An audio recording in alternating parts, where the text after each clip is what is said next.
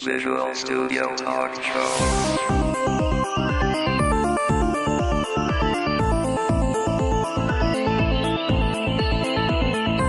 Visual Studio Talk Show est une présentation du groupe d'usagers Visual Studio de Montréal et de .NET Expertise. Visual Studio Talk Show. Bienvenue à une autre émission du Visual Studio Talk Show, le podcast où on discute de construction de logiciels avec la plateforme .NET. Mon nom est Mario Cardinal, avec moi Guy Barrette. Bonjour Guy. Salut Mario, ça va bien?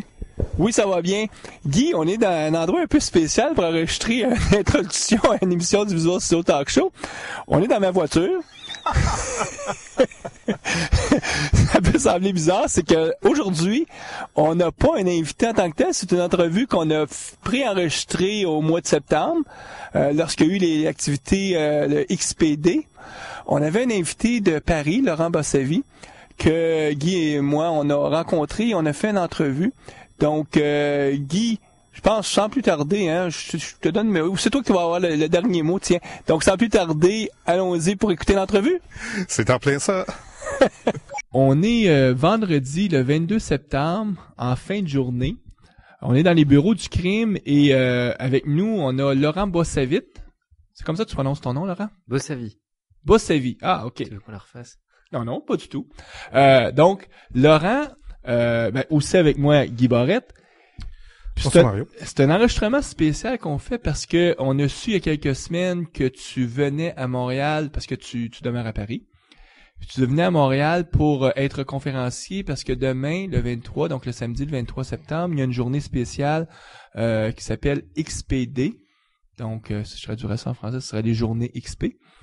Puis, donc, tu vas être un des conférenciers lors de cette journée-là. Puis, quand j'ai su ça, moi, je t'ai envoyé un courrier électronique en disant, écoute, c'est intéressant d'avoir un expert sur l'extreme programming. Donc, est-ce que tu voudrais participer au Visual Studio Talk Show? Tu aurais répondu positivement. Donc, c'est ce qui fait que ce soir, on se retrouve ensemble. Donc, nous, la formule habituelle de l'émission, c'est avec l'invité, on fait le tour de sa biographie. Ensuite, à proprement parler, on fait l'entrevue. Puis, ce dont on va parler ce soir, Laurent, c'est... Extreme Programming, démystifier les 12 pratiques. Tout à fait. Ou 13. Oui, donc c'est intéressant le fait que de plus en plus les gens ajoutent une 13e pratique. On va en glisser un mot dans l'entrevue. Puis, ce qui serait peut-être intéressant avant même de faire l'entrevue, c'est peut-être brièvement nous faire un petit topo de qu'est-ce que c'est les journées XP, peut-être l'historique, puis comment ça se fait qu'on se retrouve à avoir une journée comme ça à Montréal. D'accord. Bonsoir à tous les deux déjà. Merci pour votre invitation.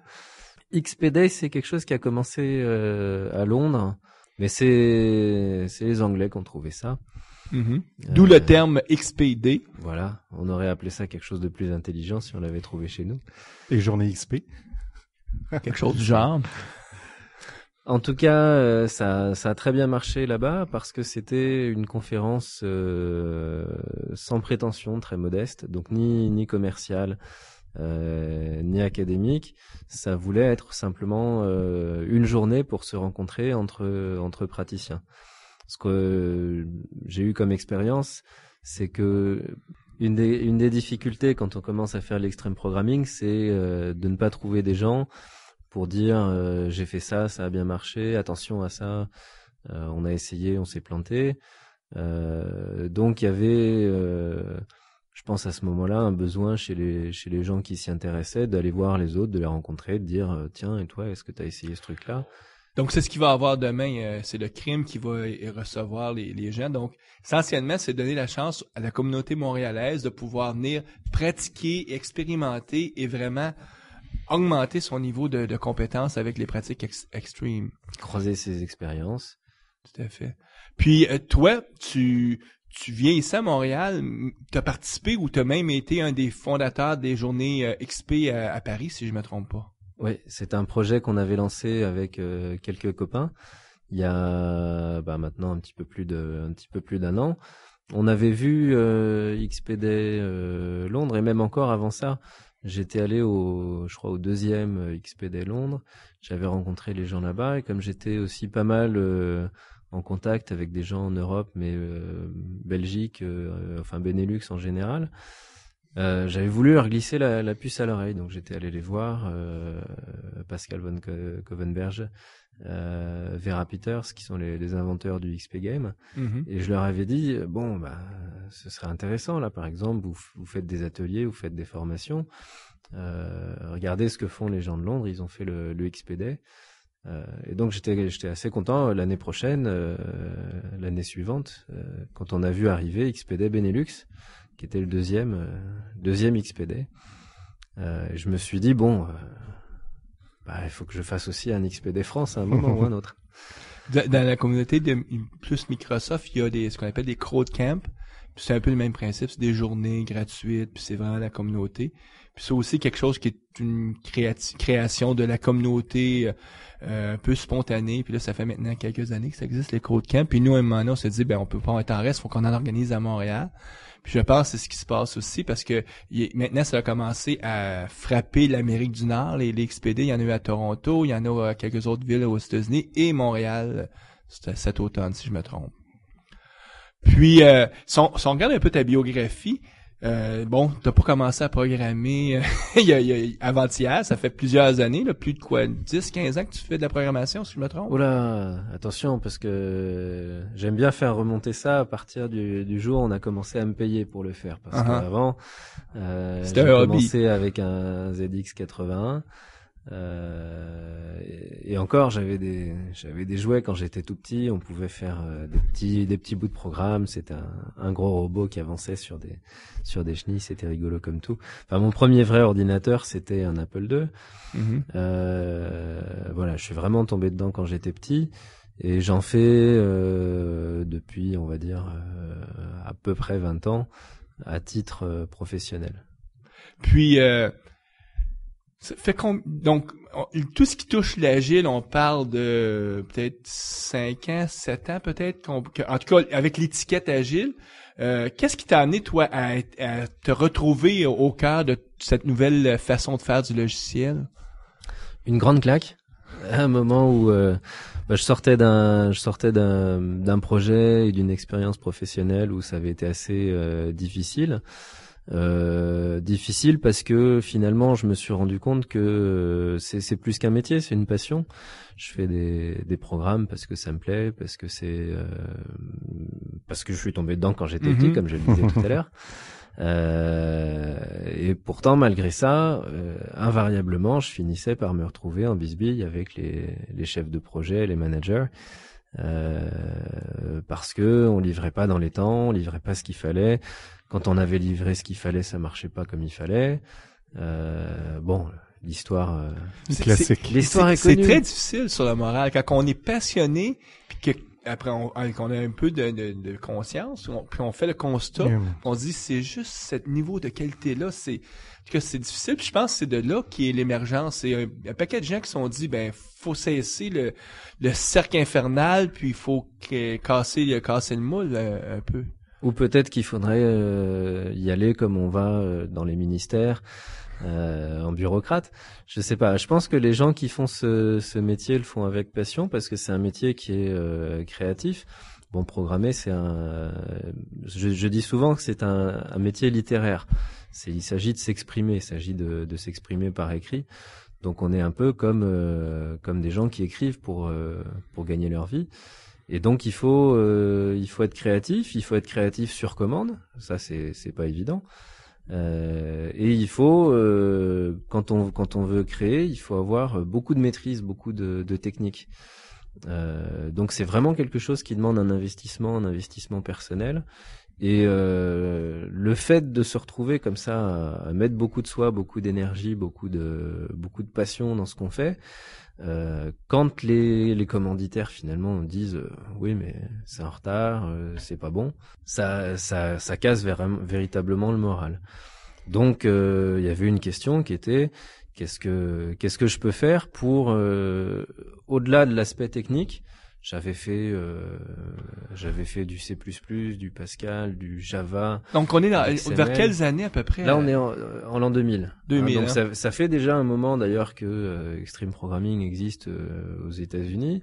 On commence à en parler là-bas, mais en France, moi j'ai eu connaissance de personnes et je vais tomber dessus tout à fait par hasard parce que à un moment je m'intéresse et d'ailleurs pas du tout à ce qui se passe dans cette communauté-là, mais à ce qui se passe dans la communauté open source, aux manières de packager des gens qui font de l'open source. Donc pour dans l'objectif de faire moi-même un package que je veux mettre dans le domaine public, je m'intéresse à la façon dont on a l'habitude de faire. Donc je vais télécharger quelque chose, un .tgz.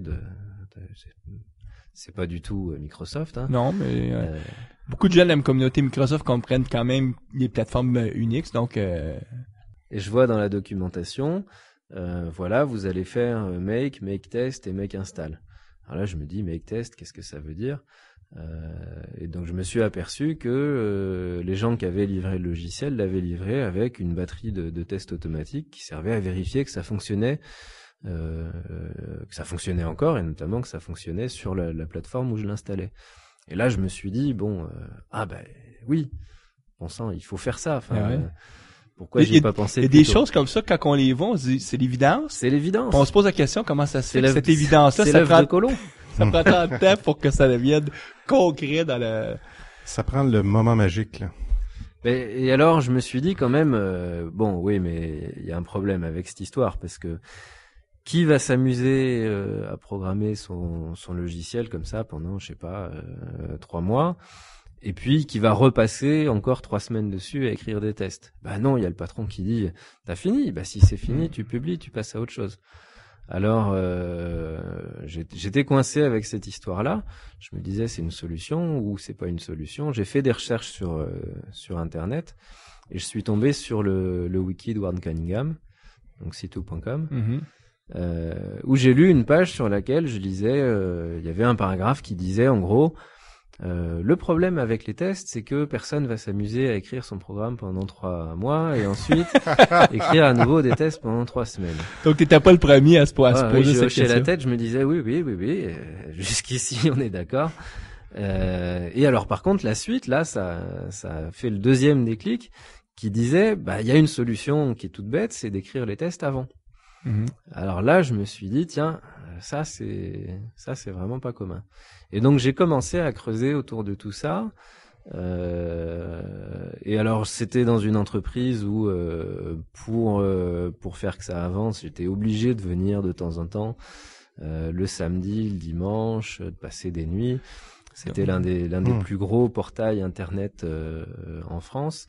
C'était juste après l'IPO, on avait des tas de visiteurs. Donc pour que ça tienne la route, quand ça plantait, fallait revenir au boulot et puis remettre les choses en route. Donc il y avait beaucoup de stress. Et je lis là-dedans aussi, je venais de lire l'histoire sur les tests unitaires et je lis, alors une des pratiques de Extreme Programming, c'est la semaine de 40 heures. C'est vous ne venez pas travailler. Ça fait beaucoup de sens aussi. Ça aussi, ça fait du sens. Et pourtant, on est toujours comme ça sous la pression. Donc il y avait cette accumulation là de choses qui me paraissaient intéressantes, qui me paraissaient sensées. Et je me suis dit, oui, c'est pas que de la technique. Donc ça, c'est un peu une surprise parce que moi, je me disais, qu'est-ce qui va me permettre d'avancer dans ma carrière? À un moment, c'était Java, à un moment, c'était XML. Finalement, le next big thing, c'est quoi? Et là, je me suis dit, peut-être que c'est pas quelque chose de technique. Peut-être que c'est justement autour de cette notion de méthode. Donc, j'ai vraiment commencé à m'intéresser à la question. Et comme je me faisais mettre à la porte de cette entreprise-là avec un grand coup de pied dans le derrière, pour des raisons de pratique managériale typiques de l'époque des dot-com, ça m'a donné à réfléchir à la fois sur mon métier, à la fois sur ce que je voulais faire et la façon de le faire. Et donc la prochaine entreprise qui m'a embauché, je leur ai dit dès le début, premier jour où je suis arrivé, écoutez, je viendrai pas travailler après 6 heures si j'ai fait mon job. Si j'ai fait des bêtises, évidemment, je viendrai pour les corriger, mais j'en ferai pas de bêtises parce que de toute façon, je vais écrire mes tests unitaires avant mon code. Et voilà, voilà comment je vous propose qu'on travaille. Et voilà la proposition que je vous mets en main pour vous livrer quelque chose qui a de la valeur, quelque chose qui est ce qui va vous donner le plus de valeur au moment où vous le demandez, qui peut changer si le business change, si le projet change d'orientation. Et voilà comment on peut fonctionner. Et la réaction était? Et alors ils m'ont dit banco, on y va. Donc faut demander et il faut demander. Si on ne demande pas, finalement on n'aura jamais rien. Tout ça t'a amené quelques années plus tard, en 2003-2004, à faire la traduction française du livre de Ken Beck, qui est un peu le livre de référence pour expliquer les pratiques d'extreme programming. Et non seulement à traduire le bouquin de Ken Beck, et également à écrire avec 3 autres co-auteurs le premier bouquin en français sur le sujet. Donc c'est ton livre à toi qui est venu en premier, ou oui, la traduction? En premier. Donc t'as fait je me suis fait appeler Arthur par mon éditeur d'ailleurs, parce que la traduction elle est sortie chez un autre. Et j'ai pas réfléchi une seconde parce que je me disais vraiment il faut expliquer, il faut que cette chose-là soit plus connue. Donc les gens qui achèteraient la version française le livre de Ken Beck, pour ne pas nommer, s'appelle Extreme Programming Explained en anglais, et en français il était paru sous le titre Extreme Programming, la référence. Donc s'ils achètent ce livre-là, c'est toi qui l'as traduit et voilà.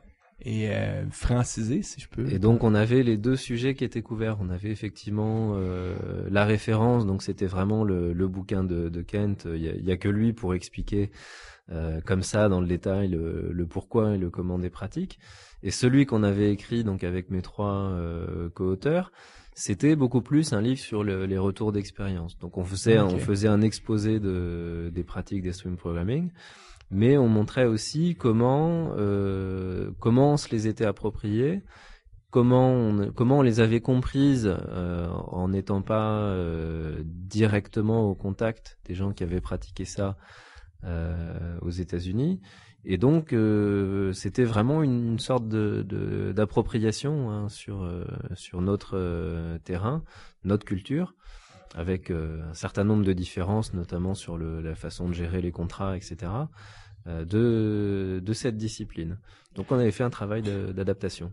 Juste pour les auditeurs qui seraient pas un peu familiers là avec on parle de Ken Beck, c'est que à toutes les fois qu'il y a une nouvelle approche, t'as au moins une personne, ce n'est plusieurs personnes, c'est d'ailleurs, on peut plus dire qu'il y en a juste une, il y a plusieurs personnes qui vont devenir un peu comme des ambassadeurs, qui vont publier des livres, qui vont expliquer ces approches-là, et Ken Beck a été une des personnes assez prédominantes pour tout ce qui est extreme programming.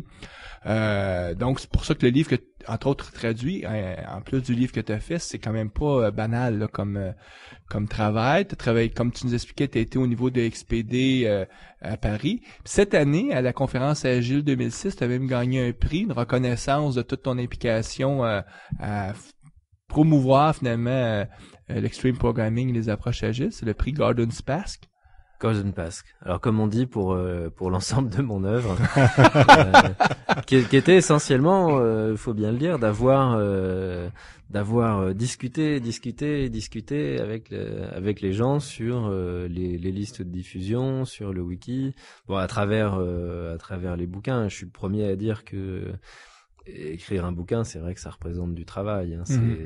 C'est pas quelque chose qu'on fait. C'est pas économiquement très rentable. Non, ça m'a pas enrichi. C'est pas du tout rentable.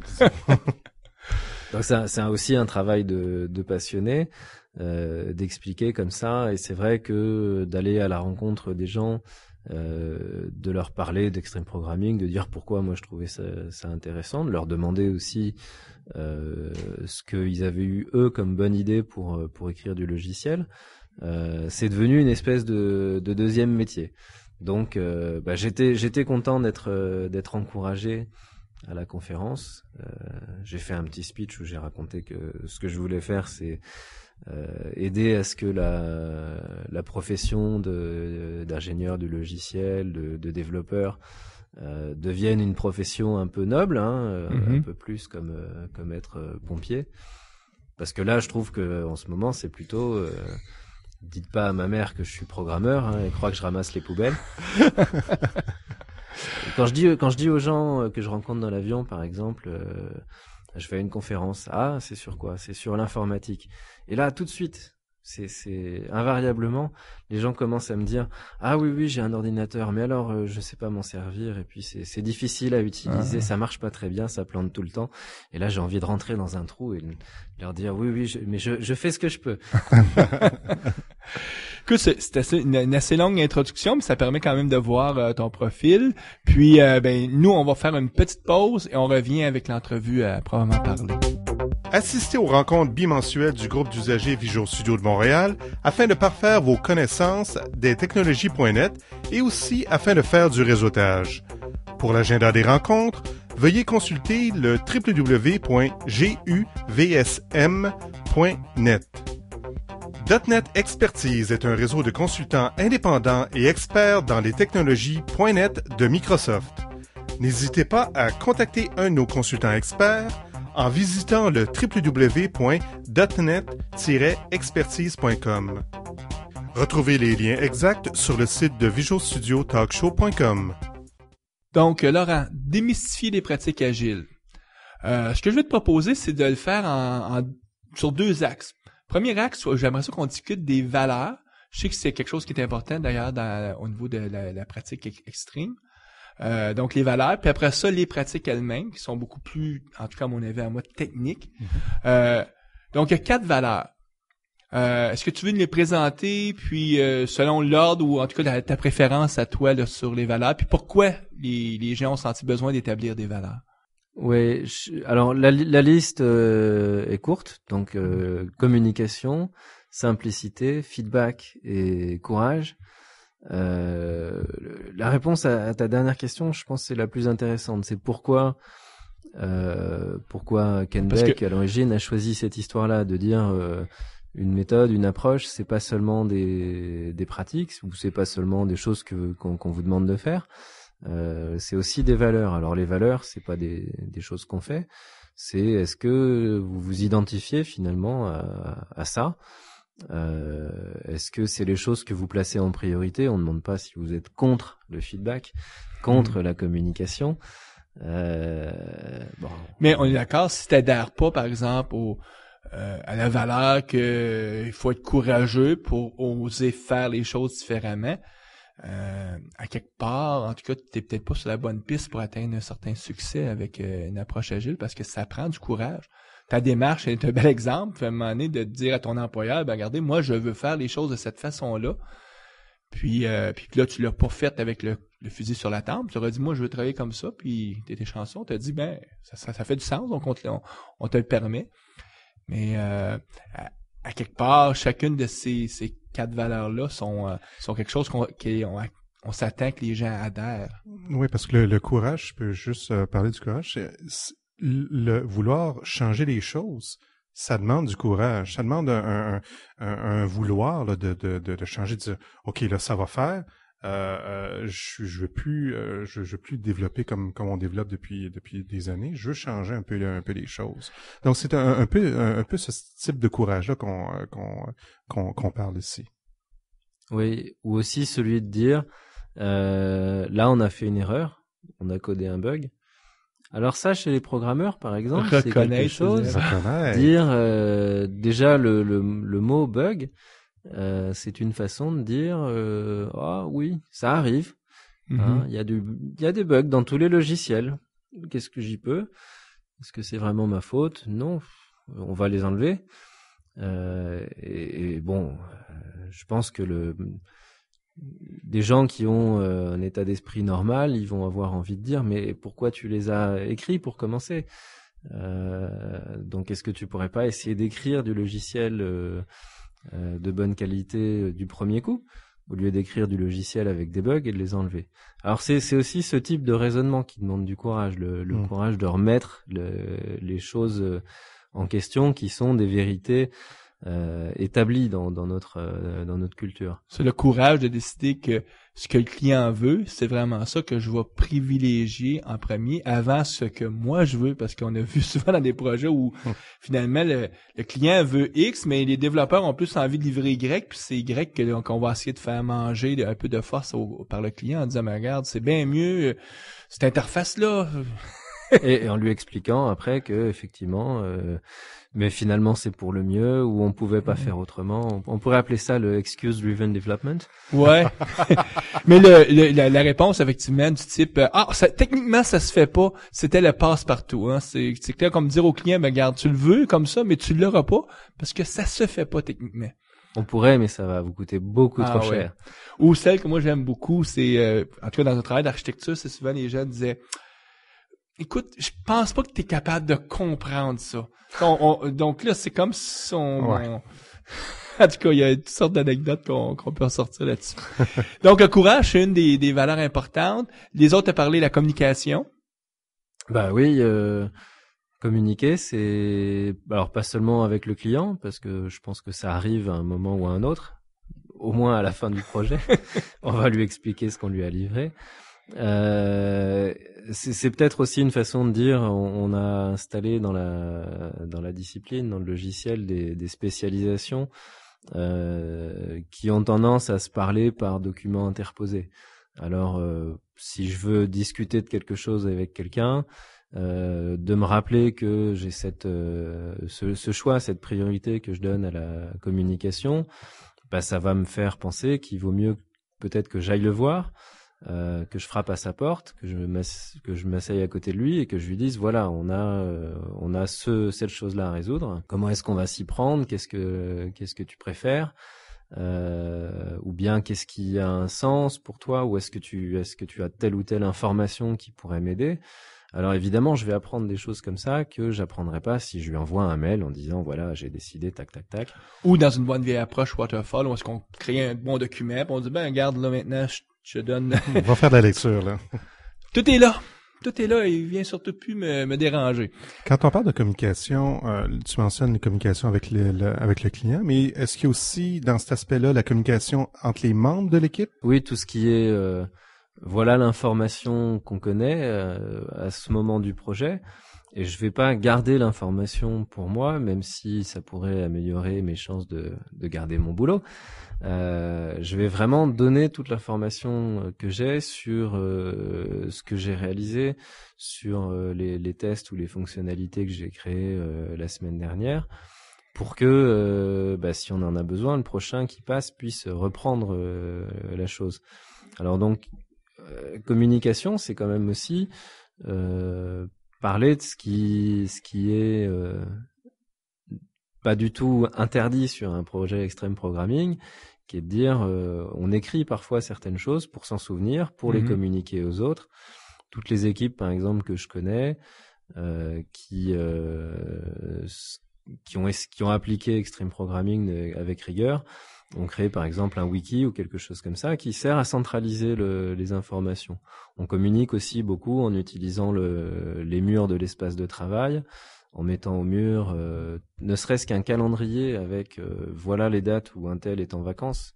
Ça paraît élémentaire, ça paraît tellement élémentaire d'ailleurs que les programmeurs qui sont des gens très très cérébraux, qui ont l'habitude de faire des choses très complexes, n'y pensent pas parce que c'est trop simple. Mais mettre un post-it sur un calendrier disant voilà, la semaine prochaine, il y a 2 jours où je pars à une conférence à Montréal, je serai pas là, je serai pas dans l'équipe, c'est vraiment des choses qui aident parce que le copain, le collègue qui va avoir quelque chose sur le feu la semaine prochaine et qui va avoir besoin d'une information, il va pas me trouver à ce moment-là. Donc s'il sait que je pars et que j'ai prévenu, il va venir me voir avant, il va me dire est-ce que tu peux me donner l'information là-dessus. C'est vraiment sur des choses, je pense, élémentaires comme ça qu'il faut aller chercher ces valeurs, pas trop aller dans l'abstraction, que ce soit le courage, la communication, la simplicité.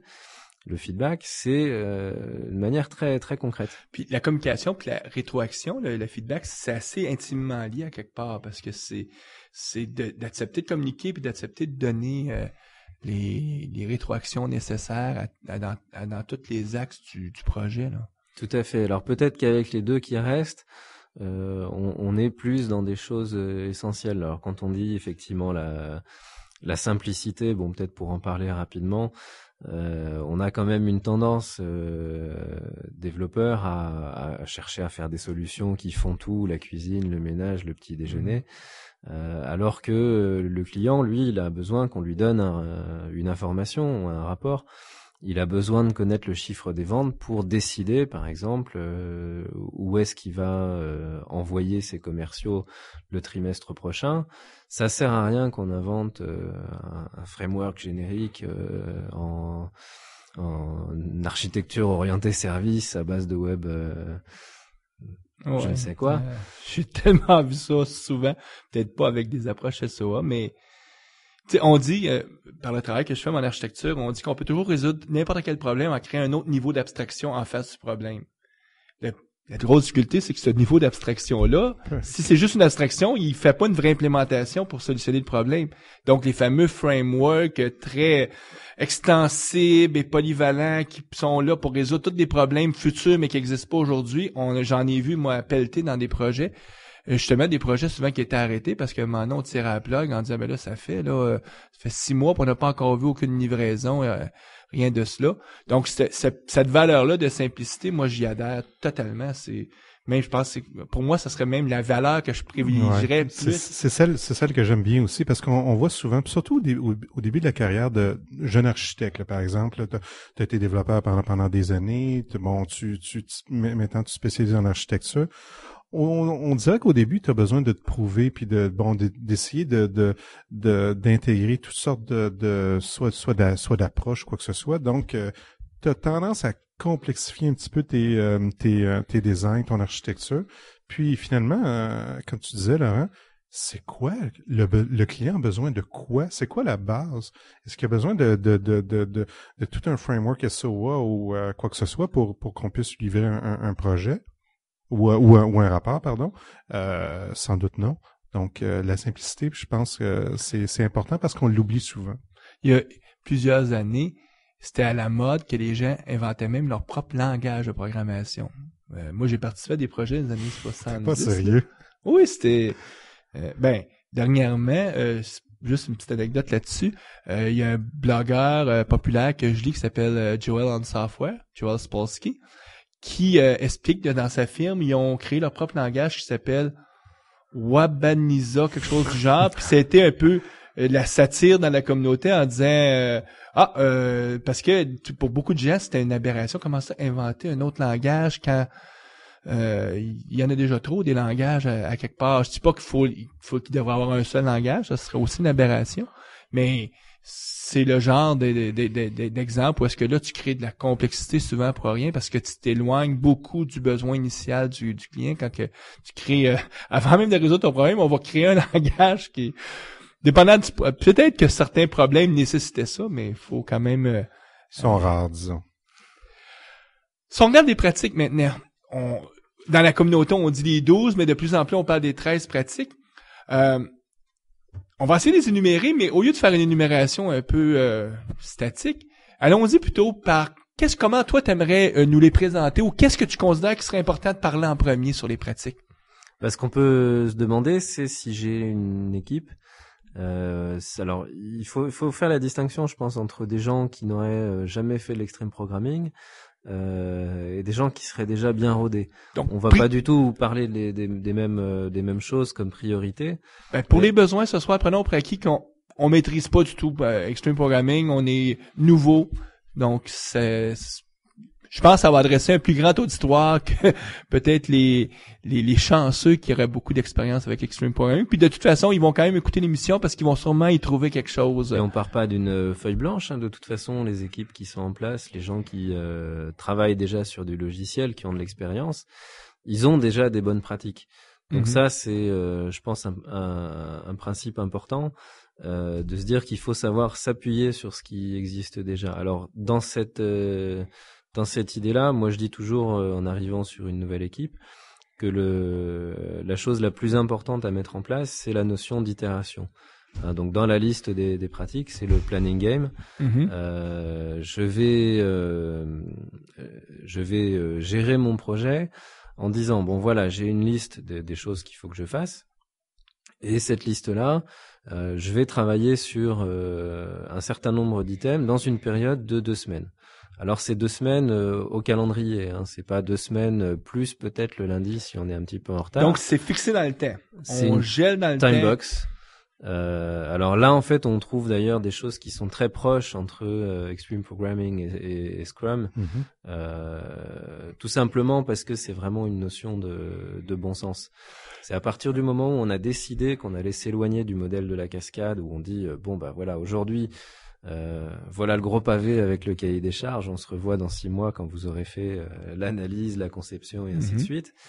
On va mettre en place une pulsation, un heartbeat, quelque chose de très régulier qui permet de dire on fait le point sur l'avancement, on va faire le point sur le détail, sur exactement qu'est-ce qui s'est passé, mais aussi le fait d'avoir cette période très régulière, ça va nous donner des indicateurs numériques qui vont nous donner tout de suite une idée d'où va le projet. Parce que ça, c'est pas parce qu'on décide de faire des itérations courtes, de 2 semaines, 3 semaines, qu'on est cow-boy. C'est même plus, c'est très rigoureux, cette façon de faire du développement logiciel. Oui, on est obligé de revenir vers le client toutes les 2 semaines en lui disant, voilà, on a fait tant. Et si on devait faire 6 fonctionnalités ou 7 fonctionnalités, qu'on en a fait que 4, on est bien obligé d'aller le voir en lui disant bon, peut-être qu'il va falloir qu'on réfléchisse à d'autres façons de planifier les choses. Puis l'idée étant que c'est peut-être correct d'en avoir fait juste 4. Peut-être qu'au début, on connaît pas vraiment notre vélocité, donc on pensait être capable d'en faire 7, mais la réalité, c'est qu'on se rend compte qu'on est capable d'en faire 4 dans un délai de 2 semaines. Absolument. La fois souvent, aussi bien en planifier 4 qu'essayer de faire à croire au client qu'on va y en faire 7 pour l'itération suivante. C'est ce qu'on dit aussi, tout le monde qui a été perdu dans une ville qui connaissent pas savent ça, c'est j'ai peut-être un plan. Je regarde mon plan et mon plan me dit je suis là normalement d'après mon plan je suis arrivé au musée. Si je regarde autour de moi et que j'ai un terrain vague, je vois bien que je suis pas au musée. Entre le plan et la réalité, on va toujours choisir de croire à la réalité. Si on avait dit que l'équipe, en théorie, elle peut produire 8 dans chaque itération et qu'on fait le constat qu'elle en a produit que 4, c'est la réalité. C'est ça qu'il faut prendre en compte pour revoir le plan à partir de ce moment-là. Et on peut se fâcher tout rouge, on peut faire les gros yeux, ça fera pas avancer les développeurs plus vite. C'est ce qui va te permettre à un moment donné d'arriver à des semaines de travail de 40 heures parce que tu planifieras pas des choses insensées entre guillemets là. Et cette pratique-là, c'est un garde-fou. Alors si on les range aussi par catégorie, on a cette idée de planning game, de planification avec des itérations timebox, et avec ça, on va rajouter un rythme qui doit être constant. Alors l'idée, c'est pas forcément de faire 40 heures avec une machine à pointer, ou de dire voilà, on est vendredi, il est 17h, j'ai pas fini mais je m'en vais quand même. Mais simplement d'avoir un rythme de travail qui permette d'être honnête vis-à-vis du client. Parce que finalement, les développeurs qui restent 36 heures dans les bureaux, qui dorment pas pendant 2 nuits, et puis qui viennent voir le client en disant tiens, tu vois, je l'ai fini en 1 semaine ce truc-là. Je t'avais dit 1 semaine, j'ai fait 1 semaine. Il a pas fait 1 semaine, il a fait 4 journées normales plus 3 journées volées. 3 journées. Puis la semaine suivante, si tu lui demandes de rentrer le lundi matin puis de continuer sur le même rythme, il va avoir un peu de mal. C'est intenable. Et la qualité du code aussi qui va découler de tout ça. Voilà. Alors le client, il est volé sur tous les tableaux. Il est volé sur la qualité. Il est volé sur l'énergie du développeur qui va arriver la semaine suivante et qui va plutôt jouer au solitaire que programmer. Mais je pense qu'il est aussi volé dans quelque chose qui est fondamental. Il est volé dans l'information de pilotage. C'est-à-dire qu'il n'est plus capable de dire la quantité de fonctionnalité qui a été produite, elle correspond à une quantité de travail, d'effort constant. Donc du coup, il peut plus planifier puisqu'il n'a pas l'information sur la vitesse à laquelle le programmeur va vraiment. Donc là, on a touché deux pratiques. Planifier avec des itérations, ce qu'on appelle le planning game en anglais, et les semaines de travail qui devraient être autour de 40 heures. Si je te regarde dans la liste de toutes les autres pratiques, de quelles que tu penses que ce serait intéressant d'amener à ce stade-ci d'entrevue? Qu'est-ce qui va avec ça? On a dit que on avait commencé par établir la liste de ce qu'il y avait à faire pour que le projet soit fini. Et donc cette liste, on l'a découpée en petits morceaux. Petits morceaux de fonctionnalité, par exemple, on va réaliser l'algorithme qui calcule le rapport des ventes par commercial ou quelque chose comme ça. Et l'idée, c'est que si je dis à mon client, tu m'as demandé de faire telle fonctionnalité, et que je veux à la fin de mes 2 semaines venir le voir en lui disant voilà, celle-là je l'ai terminée, il faut qu'on soit dès le début très précis, très d'accord sur ce que ça veut dire fini. Est-ce que ça veut dire j'ai fini, il y a un écran que tu peux voir, mais quand tu tapes quelque chose, ça sort le mauvais chiffre. Est-ce que parce que ça compile, c'est fini? Est-ce que ça compile, voilà. Alors, ça compile, peut-être même qu'on voit des choses bouger à l'écran, mais est-ce que ça veut dire que c'est fini? Et la chose la plus importante pour pouvoir avancer, c'est effectivement de dire on a un critère objectif pour dire quand j'ai fini. Alors ça, c'est les tests de recettes, acceptance test. Donc les tests d'acceptation, en tout cas de baser toute la pratique sur les tests, ça va devenir le critère pour dire est-ce que c'est fini si ça passe le test. Tout à fait. Alors ça vaut aussi pour les programmeurs.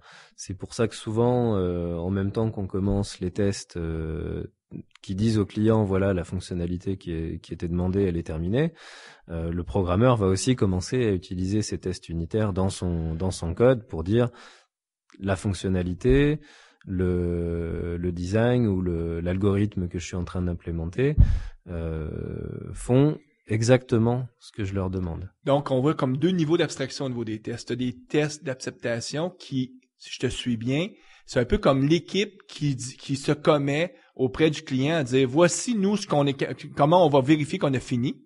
Tandis que les tests unitaires, c'est le développeur par rapport à lui-même qui lui va dire que quand ces tests-là fonctionnent, moi je considère que mon bout de code est fini.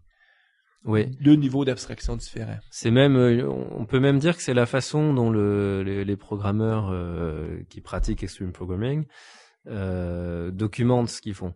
Donc il y a 2 types de documentation. Il y a la documentation fonctionnelle, quand on lit un scénario de test qui dit je vais aller dans tel écran, je vais rentrer telle donnée et je vais voir à la sortie tel résultat. On a documenté finalement l'utilisation du logiciel. Mm-hmm. Et documentation très très orientée, vision client, vision fonctionnelle.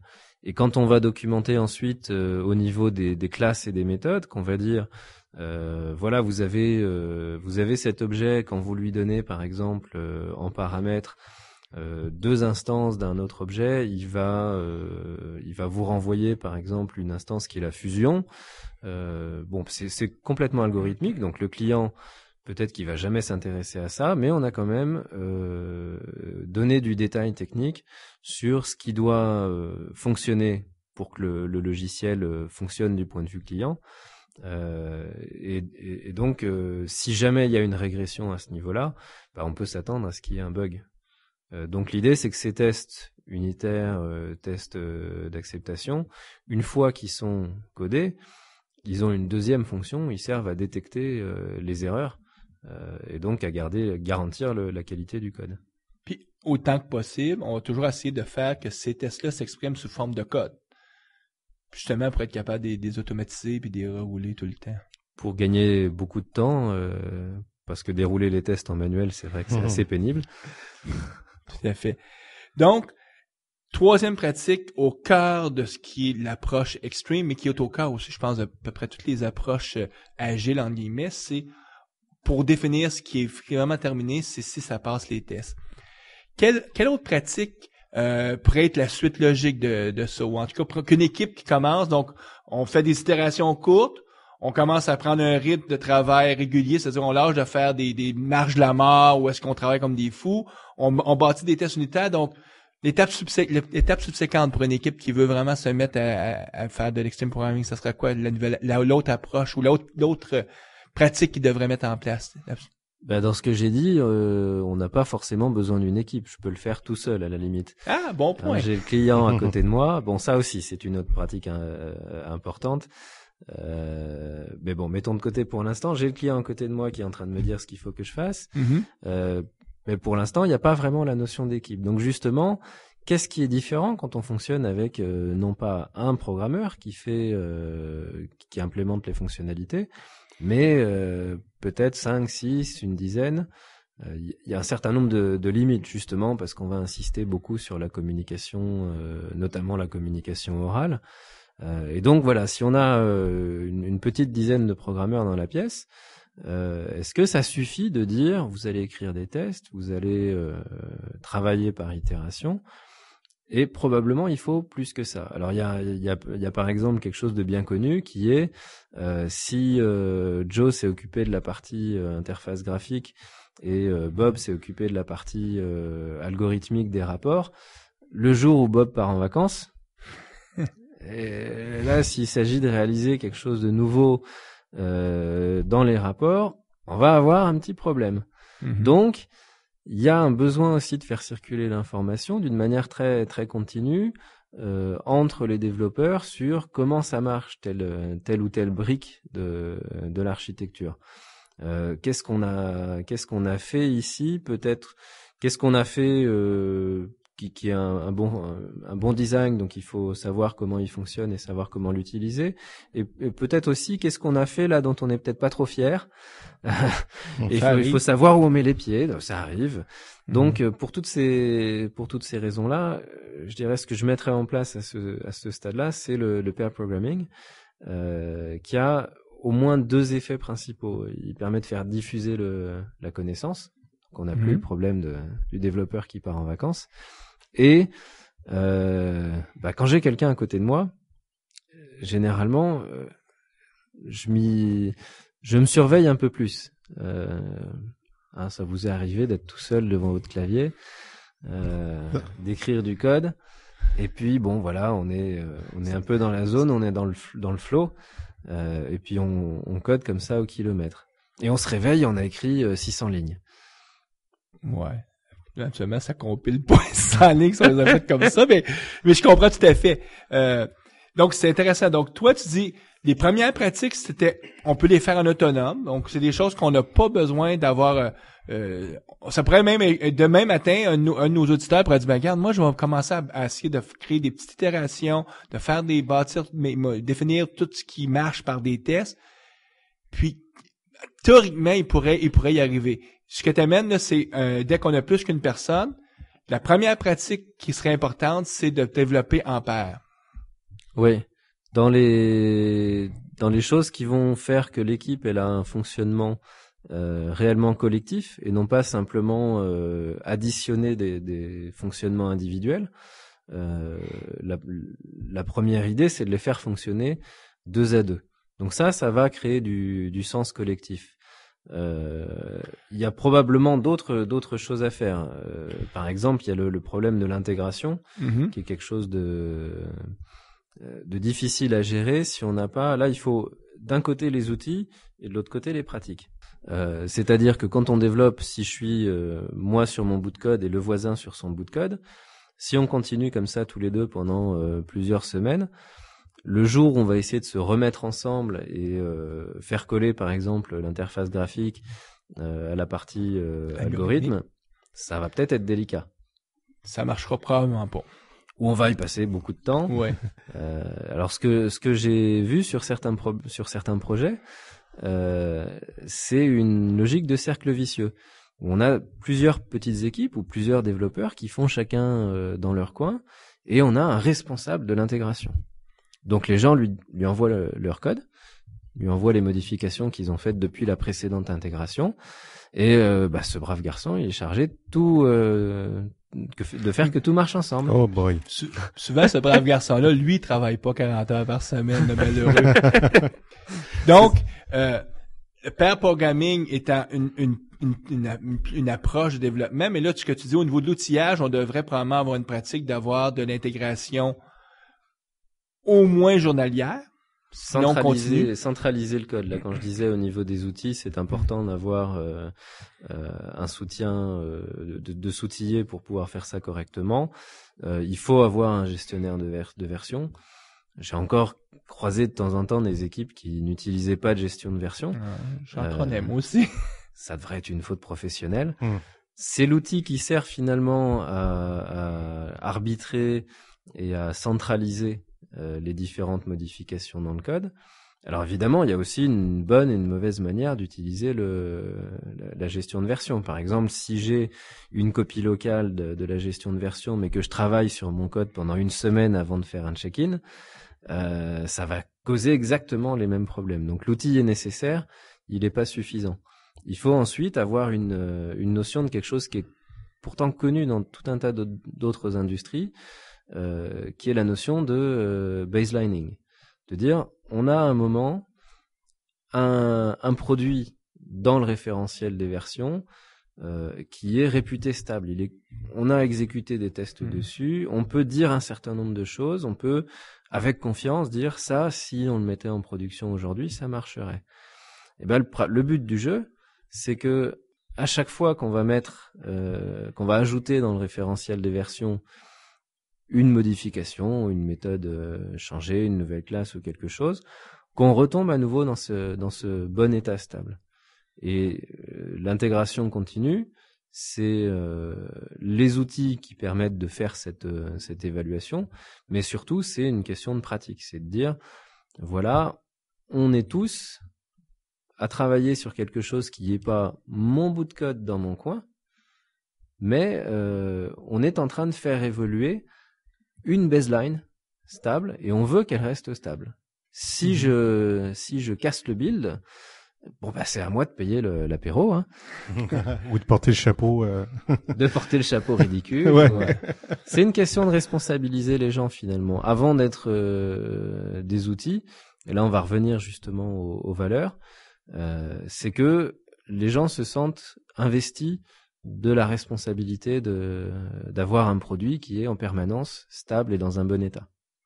Donc là, on vient de parler que quand on travaille en équipe, les gens devraient travailler en pair, les gens devraient intégrer au moins journalièrement en utilisant des gestionnaires de code source comme base d'outils plus les autres outillages nécessaires. Je soupçonne que les prochaines pratiques où tu vas nous amener, ça va être ce qui va toucher la possession collective des codes sources ou ces choses-là, ou peut-être que je suis dans l'erreur, je sais pas si c'est vers là que tu veux nous amener comme prochaine discussion au niveau des pratiques. Forcément, ça vient presque naturellement de se dire, comme on est tous une équipe et on est en train de faire avancer un produit, bah on va l'abandonner cette idée de dire c'est mon code ou c'est ton code ou c'est mon bug ou c'est ton bug. S'il y a un bug, le client va le voir, il va tomber dessus. Qui est-ce qui va se faire enguirlander? C'est toute l'équipe. Donc il y a cette idée qu'à un moment on va être capable, autorisé, on va même être encouragé à intervenir sur des parties du code qu'on n'a pas créées à l'origine.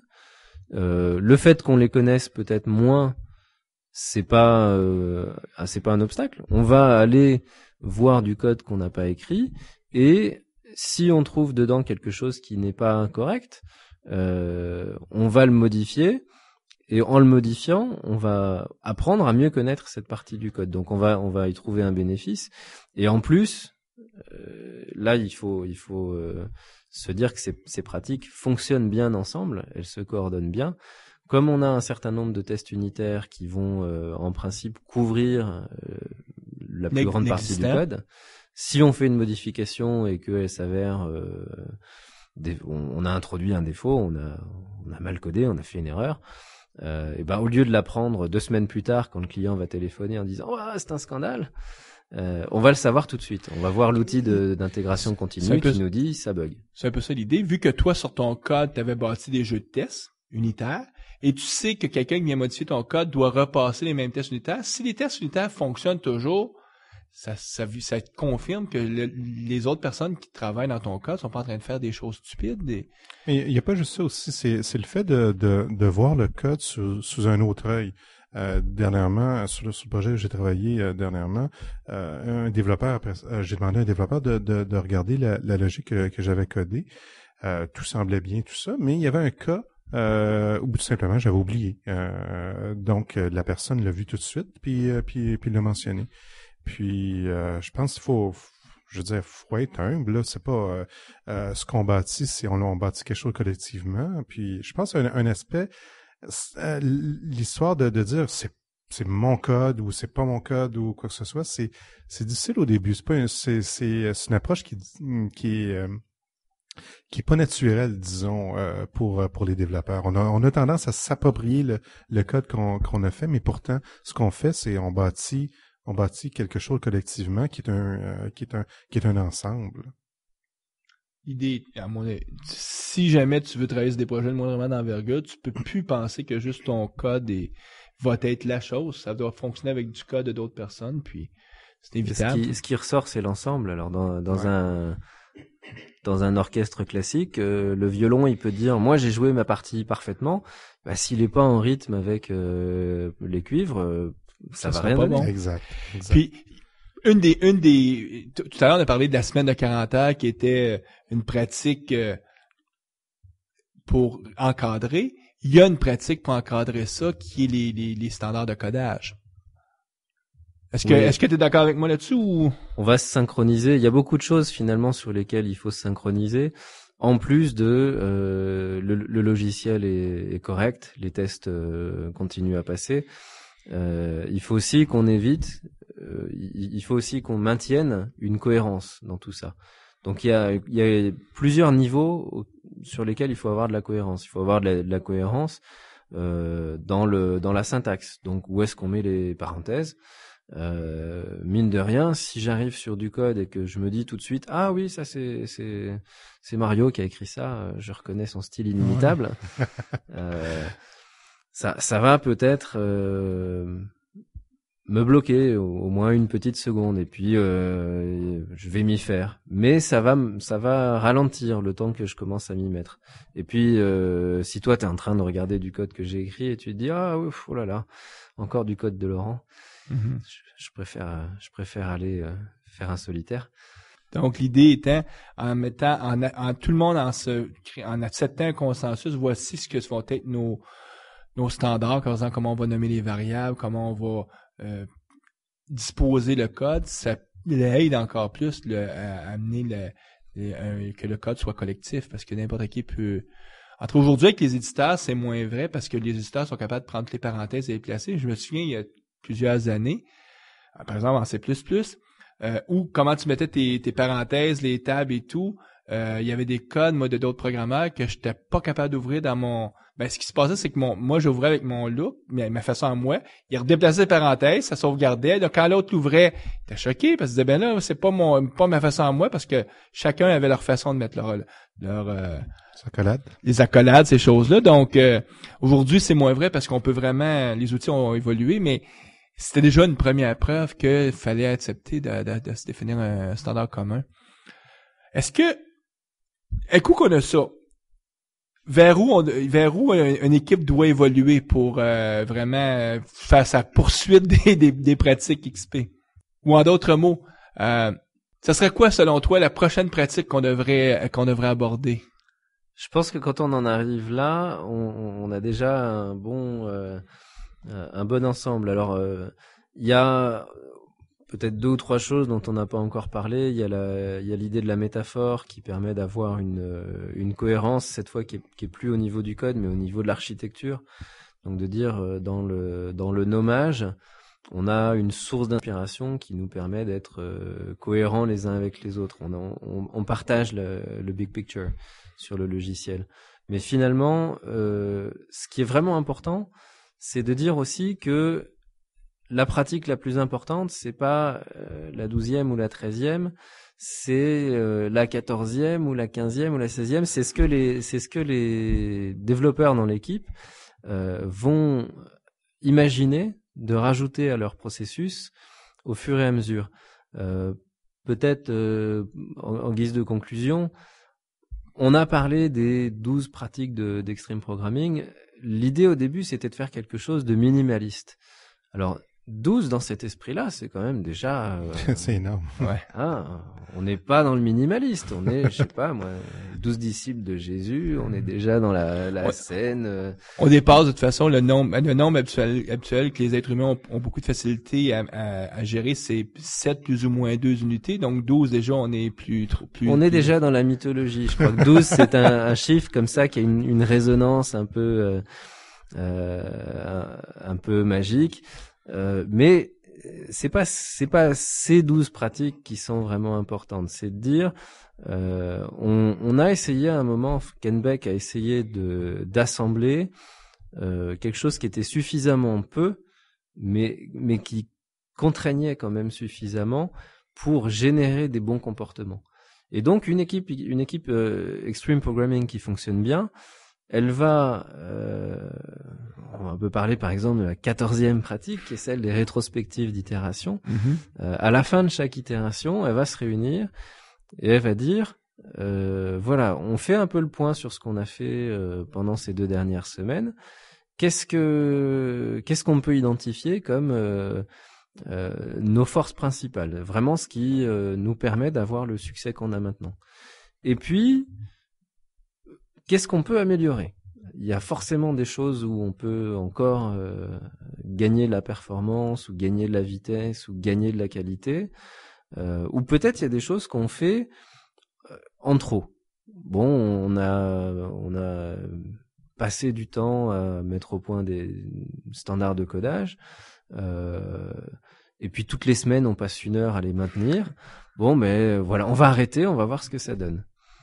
Et l'idée, c'est qu'on va comme ça faire évoluer son process de manière adaptée. Et quand on disait tout à l'heure, on a assez peu parlé finalement du feedback. Je pense que c'est vraiment cette idée-là qui est fondamentale. C'est l'idée de régulation à tous les niveaux. Donc, on va chercher un objectif et on va périodiquement examiner ce qu'on fait. Et puis introduire des modifications en essayant à chaque fois d'augmenter sa performance. Comme un système asservi. Donc les intrants deviennent les extraits deviennent les intrants pour la fois subséquente pour encore s'améliorer. Puis une des choses que tu as dit que je trouve qui en tout cas me semblait importante, c'est que chacune de ces pratiques-là s'additionne entre elles pour faire que c'est beaucoup plus que juste 1 plus 1, il y a un effet exponentiel à quelque part quand on travaille puis qu'on met en place les pratiques en parallèle ou en tout cas en plus que juste une à côté de l'autre, mais on fait. Je veux te dire, la somme de tous ces pratiques-là est plus grande que l'addition de... Tout à fait. Voici ce que... Donc, ça pourrait bien terminer mon commentaire. Donc, en terminant, Laurent, est-ce qu'il y a un site, un blog, quelque chose que tu aimerais partager avec nos auditeurs qui peut-être touche pas du tout l'approche agile, c'est peut-être quelque chose que tu as vu la semaine dernière, mais que tu considères que ce serait important que nos auditeurs prennent connaissance de ça. Est-ce qu'il y a quelque chose à brûle pour point comme ça qui te vient en tête? J'aimerais bien recommander la lecture du bouquin des McCarthy qui s'appelle Software for Your Head. Qui va très loin dans justement cette façon de faire un système d'équipe avec des gens qui se sentent responsables, créatifs et passionnés dans ce qu'ils font. Et il y a au moins autant à apprendre sur les équipes dans ce bouquin-là qu'il y avait à apprendre sur le développement logiciel dans le bouquin de Kent. Tout à fait. Puis d'ailleurs, je sais pas si tu sais, mais ils font un podcast, les deux McCarthy, très intéressant. Mais très, en tout cas, je le recommanderais peut-être pas à un novice. Moi, je peux vous donner l'histoire, en tout cas, en 2001-2002, qu'a sorti le livre Software for Your Head. Quand il est sorti, moi, j'avais déjà lu d'autres livres, donc je suis allé me procurer ce livre-là en disant, je vais apprendre de quoi, puis je commence à lire et je ne comprenais rien. Mais vraiment rien, parce que il était un niveau d'abstraction où j'étais pas là. J'étais pas du tout là dans mon cheminement. Et j'ai revisité ce livre-là dans la dernière année. Puis là, c'était comme, ah ben oui. Donc, c'est comme si dans les 4 dernières années, j'avais, moi, fait un cheminement qui me permettait de comprendre ce dont il parlait. Donc, je suis tout à fait d'accord avec toi que c'est un très bon livre. Je le recommanderais peut-être pas à quelqu'un qui commence, par contre, mais t'as peut-être une opinion différente et c'est tout à fait OK. Écoute, Laurent, ça fut bien plaisant. Comme à toutes les fois, hein, Guy, on apprend plus que nos invités dans ces entrevues-là. Donc, encore une fois, on te remercie beaucoup. On te souhaite bonne chance pour demain, l'activité XPD. Oui, bonne journée, oui. Puis, je suis sûr que ça va être fort intéressant. Et bon séjour chez nous. Merci. Oui, hein. Première visite à Montréal. Première fois, tout à fait. J'ai fait un peu de tourisme aujourd'hui et c'est très beau. Oui, ben, faut en profiter. Là, t'es à l'automne, donc en tout cas, c'est une belle période de l'année pour découvrir la ville de Montréal. Sur ce, nous, on arrête l'entrevue, puis bon, on te remercie encore, Laurent. Merci, Laurent.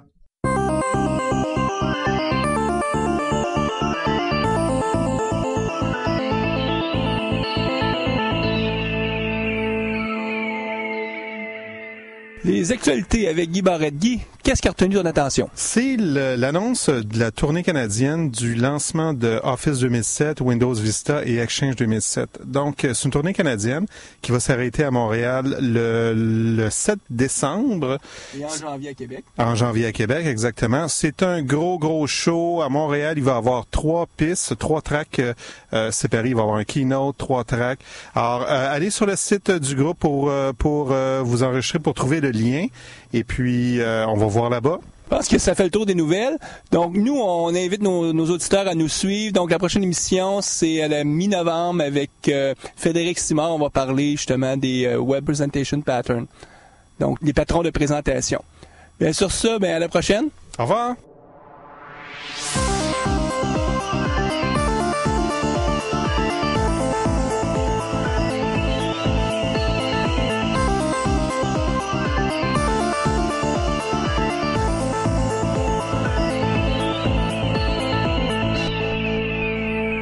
Visual Studio Talk Show.